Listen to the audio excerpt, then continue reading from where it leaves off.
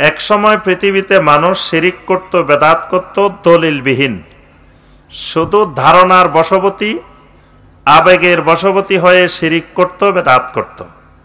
আল্লাহ রাব্বুল আলামিন কোরআনে কারিমে অনেক জায়গায় বলছেন, ইনহুম ইল্লা ইয়াজুন্নুন, তারা শুধু ধারণা করে, ধারণার উপরে ভিত্তি করে চলে। মানে শিরিকও করত ধারণার উপরে ভিত্তি করে, বেদাতও করত ধারণার উপরে ভিত্তি করে। কিন্তু বর্তমান জমানায় যারা শিরিক করে, বেদাত করে, এরা শুধু ধারণার উপরে ভিত্তি করে করে না, এরা শিরিকের সপক্ষে কোরআনে কারিম থেকে অনেক দলিল বের করে নিছে। এরা বেদাতের সপক্ষে কোরআনে কারিম থেকে, নবী সাল্লাল্লাহু আলাইহি ওয়াসাল্লামের হাদিস থেকে দলিল বের করে নিছে। এই কারণে এই যুগটা, এই সময়টা বা এই অঞ্চলটা শুধুমাত্র ফিতনার যুগ না, মহা ফিতনার যুগ। কারণ একজন সাধারণ মানুষের সামনে, একজন মূর্খ লোকের সামনে যখন কোরআনের আয়াত দিয়ে শিরিকের দলিল দেওয়া হয়, যখন নবী সাল্লাল্লাহু আলাইহি ওয়াসাল্লামের হাদিস দিয়ে বেদাতের দলিল দেওয়া হয়, তখন সেই মানুষটা তো মনে করে যে এটা তো কোরআনেই আছে, এটা তো হাদিসেই আছে, এটা আবার শিরিক হয় কেমনে, এটা আবার বেদাত হয় কেমনে। মানে এই লোকটার শিরিক বেদাতটা পাকাপোক্ত করে দিছে কোরআনে কারিমের আয়াত দিয়ে, নবী সাল্লাল্লাহু আলাইহি ওয়াসাল্লামের হাদিস দিয়ে। অথচ ওই আয়াতে এই বিষয়ের কোনো আলোচনাই নাই, ওই আয়াতের সাথে এই বিষয়টার কোনো সম্পর্কই নেই, ওই হাদিসের সাথে এই বিষয়টার কোনো সম্পর্কই নেই, নিকটতম না দূরতম কোনো সম্পর্কও নেই। কিন্তু বেদাতীরা, শিরিককারীরা ওই আয়াতটাকে, হাদিসটাকে এনে জিনিসটার সাথে লাগাই দিছে। যেমন ধরুন, আমি আপনাদেরকে দুই একটা উদাহরণ দিই, তাহলে বুঝতে পারবেন। এই যে 12 রবিউল আউয়াল আসলে বাংলাদেশে একটা বড় ধরনের বেদাত উদযাপিত হয়, এটার নাম কি বলেন তো দেখি? আপনারা ভালো করে জানেন, এটার নাম ঈদে মিলাদুন নবী সাল্লাল্লাহু আলাইহি ওয়াসাল্লাম। এক সময় শিয়ারা এই ঈদে মিলাদুন নবীর আবিষ্কার করেছে। 600 বছর পর্যন্ত পৃথিবীতে মুসলিম উম্মাহ দুই ঈদের বাহিরে, ঈদ উল ফিতর এবং ঈদ উল আজহার বাহিরে আর কোন ঈদের অস্তিত্ব মুসলমানেরা জানত না পৃথিবীতে। শিয়া শাসক, সেই ইরাকের ইরবিল প্রদেশের শাসনকর্তা, সেই আবু সাইদ মুজাফফর আহমদ কুকুবুরি, সে 600 বছর পরে, 659, কেউ বলছেন 661, এরকম হিজরির দিকে এই লোকটা প্রথম এই ঈদের প্রচলন শুরু করে। সেই লোক কিন্তু করছে দলিলবিহীন করছে, সে আবেগের বশবর্তী, ধারণার বশবর্তী হয়ে করছে। সেই লোকটা কেন করছে? সেই লোকটা পাক পাঞ্জাতনে বিশ্বাসী, সেই লোকের বিশ্বাস ছিল পাক পাঞ্জাতন। তো পাক পাঞ্জাতনের জন্য সে 4টা ঈদ বানাইছে প্রথমে। ঈদে হাসান, ঈদে হোসাইন, ঈদে ফাতেমা, ঈদে আলী, 4টা বানাইছে। হাসান এবং হোসাইন রাদিয়াল্লাহু তাআলা আনহুর জন্মদিনে ঈদ বানাইছে, ফাতেমা রাদিয়াল্লাহু তাআলা আনহার জন্মদিনে ঈদ বানাইছে, আলী রাদিয়াল্লাহু তাআলা আনহুর জন্মদিনে ঈদ বানাইছে। এখন লোকেরা আসি তাকে বলতেছে, মিয়া তুমি কার উসিলে সিন্নি খাইলা মোল্লা চিনলা না? তুমি যে আলী, ফাতেমা, হাসান হোসাইনের নামে যে ঈদ বানাইছো, তো এদের গোড়া তো মূল হলো আল্লাহ রসুল সাল্লাল্লাহু আলাইহি সাল্লাম। তা আল্লাহ রসুলেরটা না বানাই এদেরটা বানাইলে মানুষকে মার্কেটে এটা খাওয়ানো যাবে না।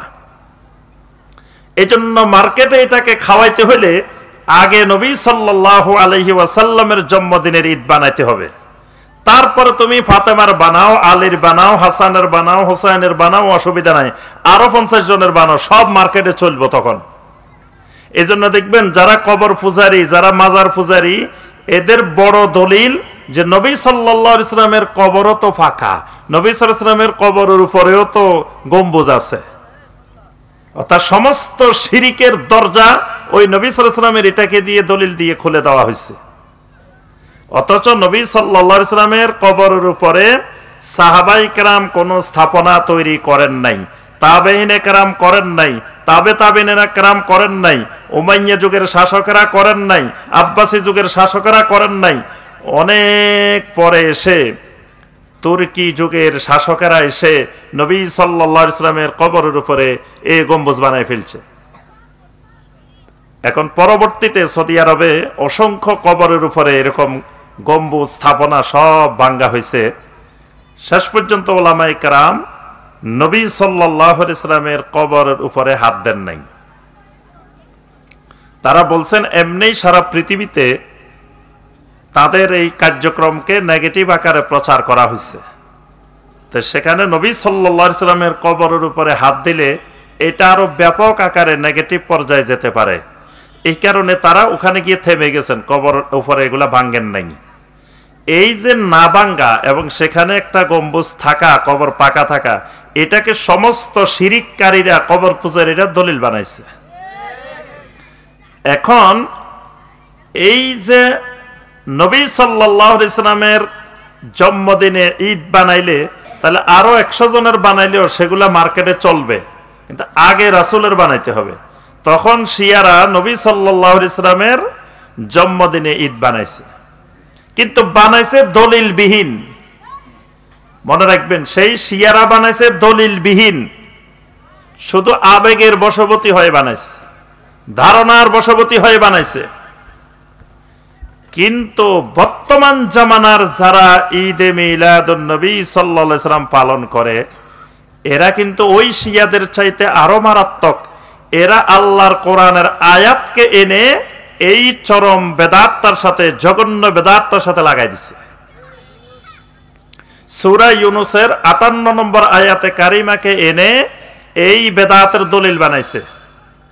কুল বিফাদলিল্লাহি ওয়া বিরহমাতিহি ফাবিযালিকা ফালইফরাহু। যে তারা দলিল দিচ্ছে যে এই আয়াতে আল্লাহ রাব্বুল আলামিন ঈদে মিলাদুন নবী পালন করতে বলছেন। তা আমাদের বাংলাদেশের একজন পীর সাহেবকে একদিন প্রশ্ন করা হয়েছে যে আপনি বলতেছেন কোরআনে কারিমের এই আয়াতে ঈদে মিলাদুন নবীর কথা বলা হয়েছে, তাহলে সাহাবায়ে কেরাম তো করেন নাই, তাবেঈনে কেরাম করেন নাই, তাবেঈনেরা করেন নাই, ইমাম আবু হানিফা রাহমাতুল্লাহ আলাইহি করেন নাই, কোন ইমামেরা করেন নাই, তাহলে আয়াতের মধ্যে এটা বোঝানো হইলে তারা করেন নাই কেন?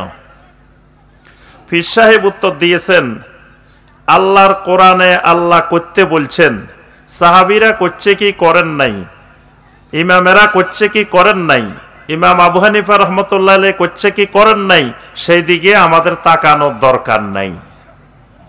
অর্থাৎ তারা কেউ আয়াত এটা বুঝতে পারে নাই, উনি বুঝে গেছে। সাহাবায়ে কেরাম আয়াত এটা বুঝতে পারেন নাই, তাবেঈনে কেরাম বুঝতে পারেন নাই, তাবেঈনে কেরাম বুঝতে পারেন নাই, ইমাম আবু হানিফা রাহমাতুল্লাহ আলাইহি বুঝতে পারেন নাই, কিন্তু উনি বুঝে গেছে আয়াত এটা দিয়ে আল্লাহ রাসূল সাল্লাল্লাহু আলাইহি ওয়াসাল্লামের ঈদ পালন, ঈদে মিলাদুন নবী পালন করতে বলছে।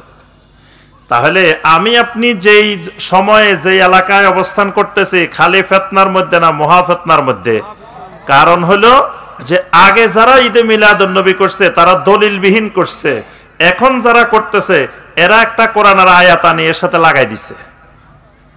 অথচ এই আয়াতে কারিমার সাথে ঈদে মিলাদুন নবী সাল্লাল্লাহু আলাইহি ওয়াসাল্লামের নিকটতম না দূরতম কোনো সম্পর্ক নাই। তাহলে সাধারণ মানুষ গোমরাহ হওয়ার জন্য, ফিতনায় নিমজ্জিত হওয়ার জন্য, কত বড় মহা ফিতনা, একজন সাধারণ লোক আপনাকে বলবে মিয়া এটা কোরআনে আছে, এটা করা যাবে না কেন? তাহলে আগের সময়ের ফিতনার চাইতে মহা ফিতনার মধ্যে আছি আমরা। একজন আসে আপনারে বলতেছে ভাই জিকির করেন, ইল্লাল্লাহ ইল্লাল্লাহ ইল্লাল্লাহ, আপনি কইলেন না না না এটা বেদাত। কইল কেন বেদাত? এটা আমার রাসূল করেন নাই, সাহাবায়ে কেরাম করেন নাই, তাবেঈনে কেরাম করেন নাই, তাবেঈনে কেরাম করেন নাই, ইমাম আবু হানিফা রাহমাতুল্লাহ আলাইহি করেন নাই, যুগে যুগে কোন ইমামরা করেন নাই। এটা সর্বপ্রথম আবিষ্কার করছে চিশতিয়া সাবেরিয়া তরিকার ইমাম আব্দুল কুদ্দুস গাঙ্গুহি।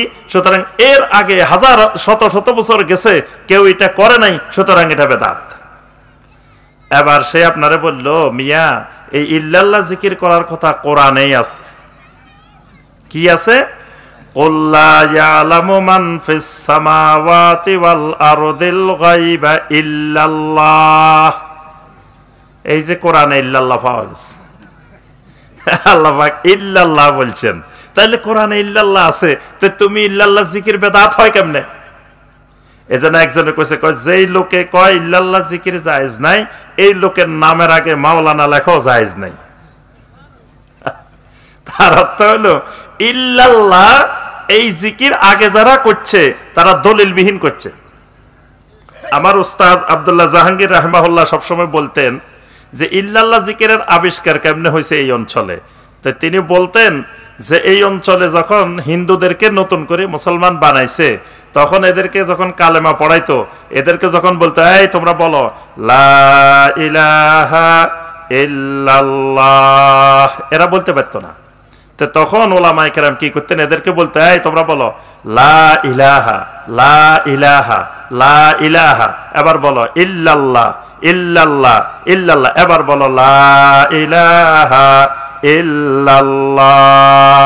এইভাবে ভাঙ্গি ভাঙ্গি শেখানোর জন্য তারা করছে। তারা কিন্তু ইল্লাল্লাহ জিকিরকে ইবাদত মনে করে জিকির করে নাই, তালিমের জন্য, শিক্ষা দেওয়ার জন্য তারা এইভাবে শিখাইছে মানুষের। কিন্তু এটা বর্তমান জামানায় এসে এটা একটা সুনির্দিষ্ট ইবাদত হয়ে গেছে, চিশতিয়া সাবেরিয়া তরিকার জিকিরে পরিণত হয়ে গেছে।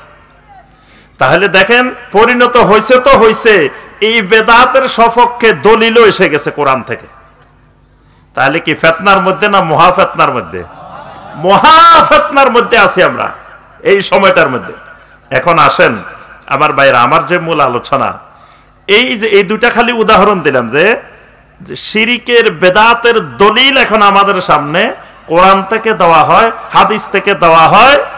এই কারণে এখন শিরিক বিদাত আর আগের মতো শিরিক বিদাত নাই।